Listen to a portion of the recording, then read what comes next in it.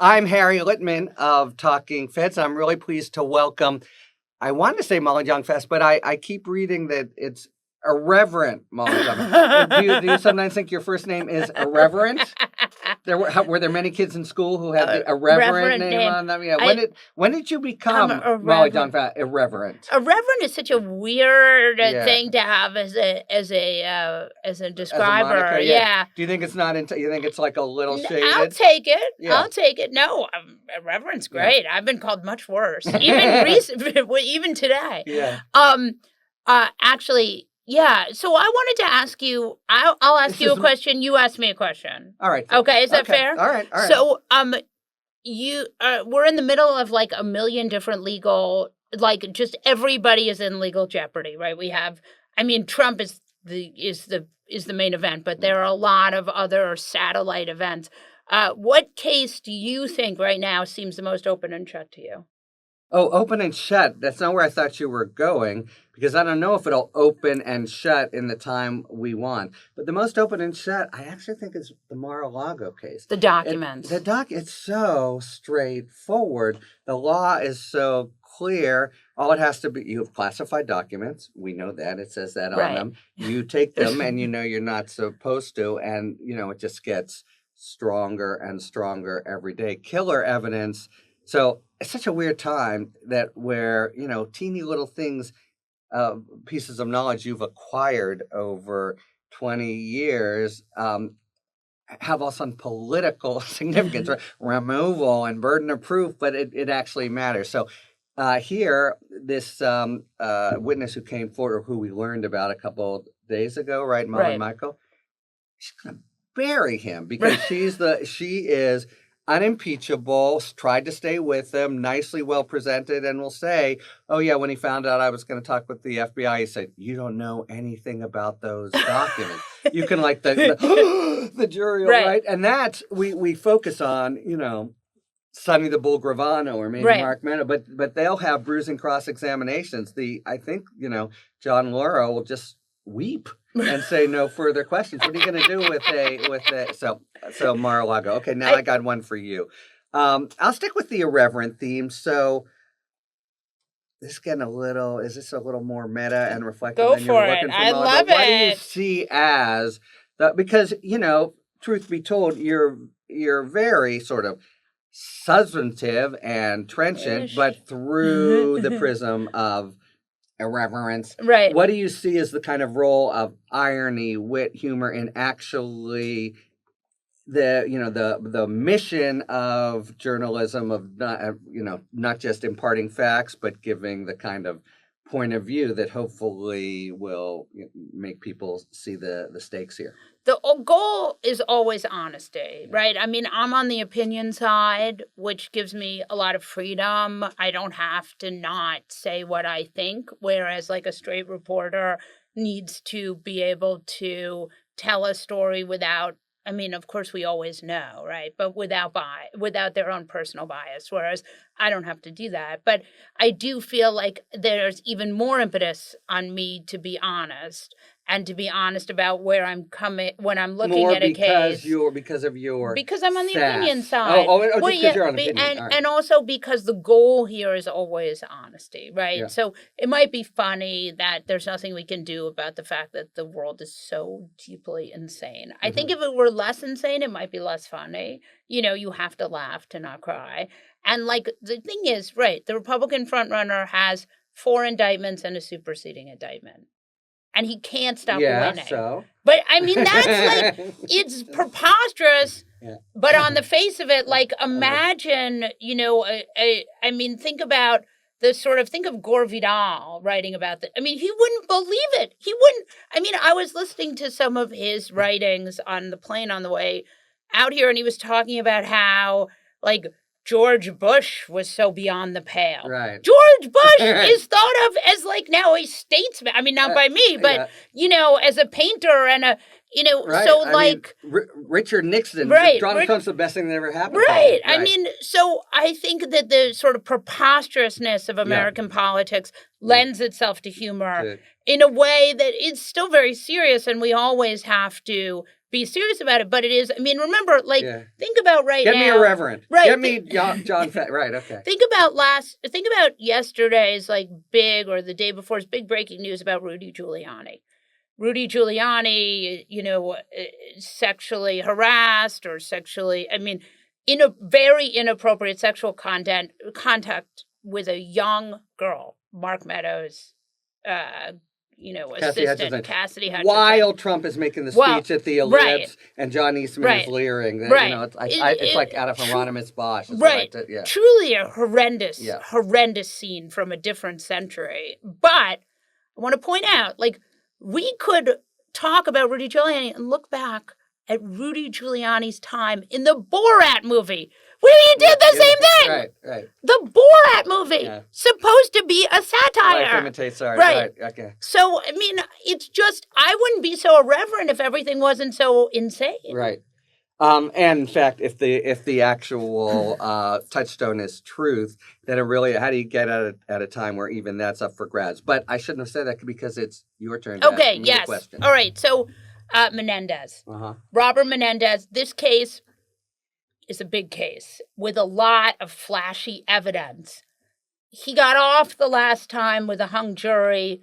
Talk to me about that, this new case. I just got to tell it's only because I've been here 3 days, so I haven't dug into the evidence. I know people were very quick to say he's got to resign. It's that dynamic, I think, is very tough. He said he's going to stick around. And I saw pictures of gold bullion, and I wonder how they figured in, but I literally haven't read the indictment. So good. So I get another do-over. So I get another question. Yeah. Lawrence O'Donnell was on my podcast. Yeah. He's my buddy. Yeah. He said that a very, very, very high number of jury trials end in guilty verdict, like 90% plus. Is that true, and why? Well, a very, very, very high percentage of criminal prosecutions end in guilty verdicts, although they're usually by plea. Okay. But, I'm here to tell you. So I went to law school, kind of last refuge of the amateur, like a lot of people. I thought I might be a defense lawyer. And, it's just by way of saying I'm not a fire in the belly prosecutor. Right. But it's just a fact. Like there's, like facts we were just talking about. The prosecutors choose their cases. Defendants are honestly mostly guilty. I have whenever I've gotten close to it's just true, and it should be some solace.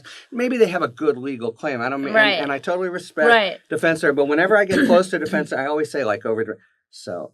Have you ever had someone who didn't do it, and they'll, I think this guy in 2014 maybe did. So.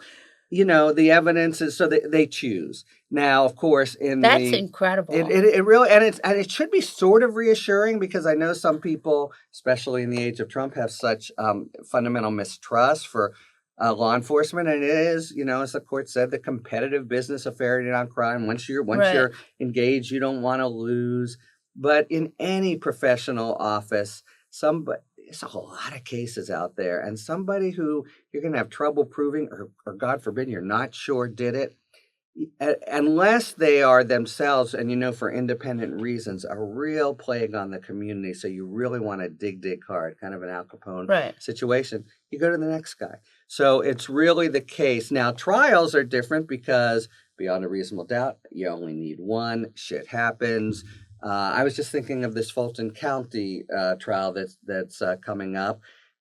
She charges as a RICO. We're going to have two people sitting there supposedly for 4 months, while a week of the evidence concerns them directly. 12 real people sitting on the jury might think, what the hell am I doing here? And there's sort of human reaction, et cetera. So that can happen, especially if you count mistrial. But the short answer to Lawrence O'Donnell, he's got a real vantage point. I don't know if you read his book about the big criminal case and stuff, but the real answer, don't shoot the messenger. It's a fact. Almost all charged criminal defendants, certainly in the federal system, are guilty. My turn. Interesting.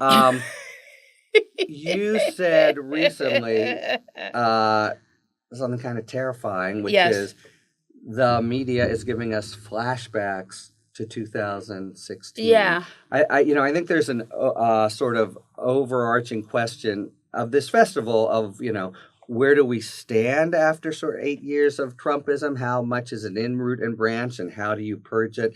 And I've asked this question. We had a journalism panel with Jacob Weisberg and Jelani Cobb and Katie Banner, and I just spoke with Major Garrett about this indictment and everybody said, guilty as charged of journalism back then for giving Trump so much airtime. It was as if they free were media, like $2 billion. calling in to Yeah. meet, and then they take the call, kind of as if he's this.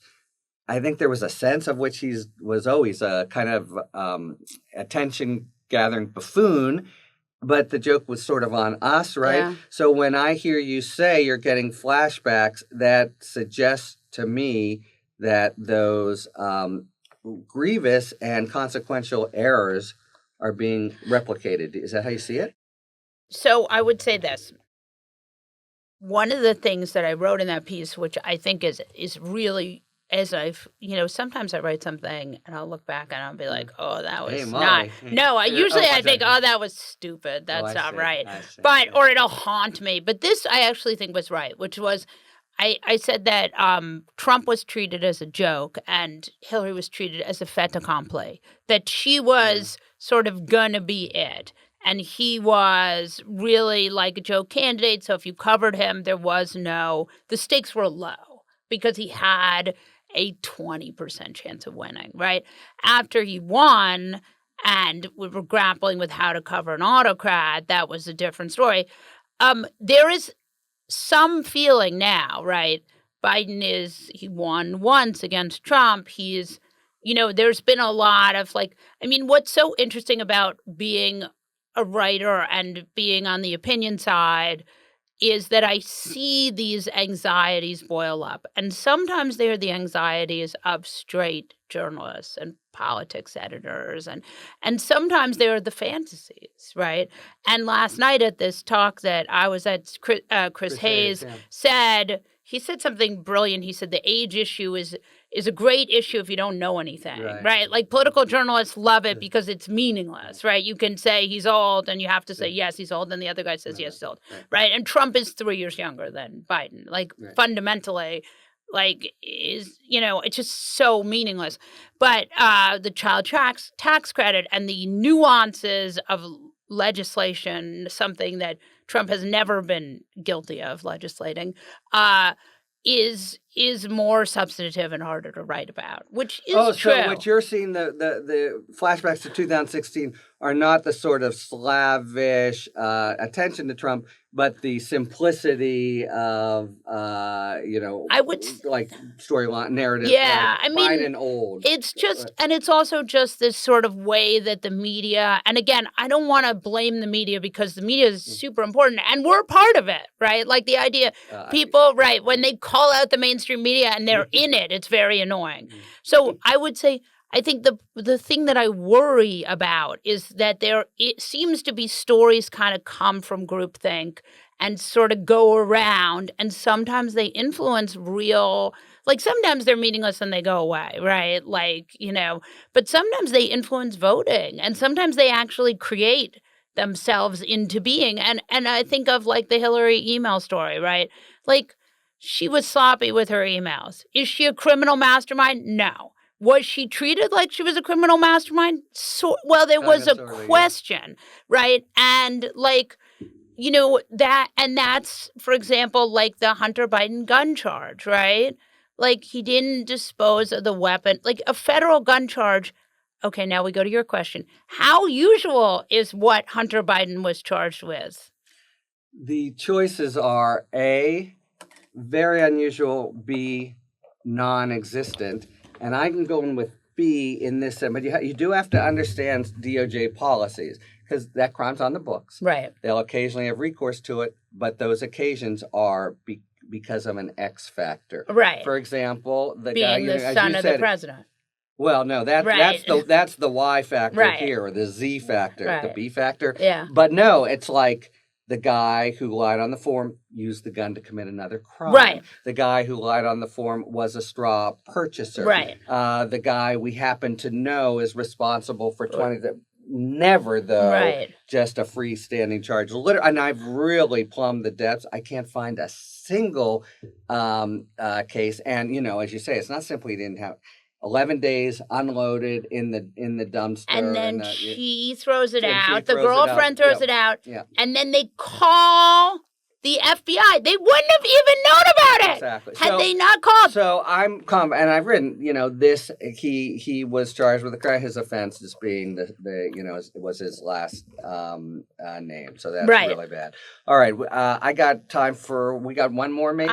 We got 4 minutes. That's 4 the minutes. Jesse 4 All right. minute. Well, I want to, because I don't want to miss getting this in. Oh, I wish you can ask me an Erica John question if you want. No, I just want to transmit my gratitude because like many 15-year-old boys, I stumbled an Erica John question. All right, here we go. There we go. The book. I remember almost every page of the scenario in the train. This is great. Oh, good. I love talking about my mother and sex. It was so exciting. But I mean, few things I like more than talking about my mother. All right, so I was going to ask you about polling. No, ask me about. Oh yeah. Oh, good. Your this is a great joy in my life is talking about my mother's sexual activity. Because I found the book on the third floor. Like, all right, well, let's talk about polling. Yeah. I feel like we could talk about polling. So here's my as I love this. Yeah, please. So I know. Will you please transmit from Harry Littman of Talking Feds my gratitude for her elevation to a 15-year-old boy. Yes. All right. But anyway, that is really. I can't wait to have that conversation with her. I'm counting the minutes. If she wants to do a sidebar, she can do it. Okay. Excellent. Polling. So this vexing question of Biden's fine stewardship of the economy and all these things, but besides that, compared to what? And the autocrat 91 count criminal.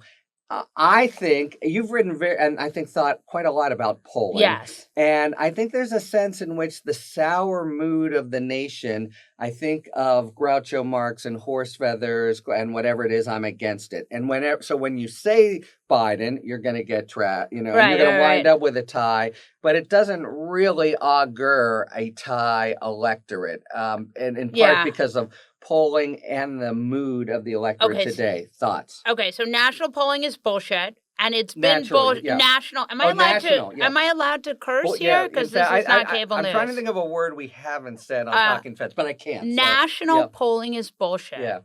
We don't elect with a popular vote, number one. Yeah. And number two, national polling in 2015, when polls were more accurate because we had more landlines, had Hillary Clinton at a 93% chance of winning the presidency. So remember that day? 7 is now at 27. Oh no, I still from looking at that needle. So number one, that is just a meaningless indicator. I think polls are, you look at polls for trajectories. You look at where, obviously if somebody drops in polls, in a sort of stratospheric way, that you look at that. But I think that we've seen really again and again that polls tend to underrepresent really the truth. And I think of the Lauren Boebert, Adam Frisch runoff that was a congressional seat. We had him on my podcast in 2021, 2022 before that midterm election, and everyone said, you're crazy. He lost by 700 votes. And 500 votes. He lost by 500 votes. Who was that math man? A producer has real PTSD when he's like 500. But he lost by 500 votes. But the money, he could, if he hadn't had those bad polls, he would have raised more money and he would have won by 700, 500 votes, whatever. So fuck polling is what you're saying. Well, I'm just saying fuck polling. There you go. All right. I'm looking forward to that getting taken out of time, context. Molly. Such a pleasure. Thank you, Harry Littman. Thanks for tuning in. If you enjoyed this video and other Talking Feds content, please take a second to like and subscribe. Talk to you later.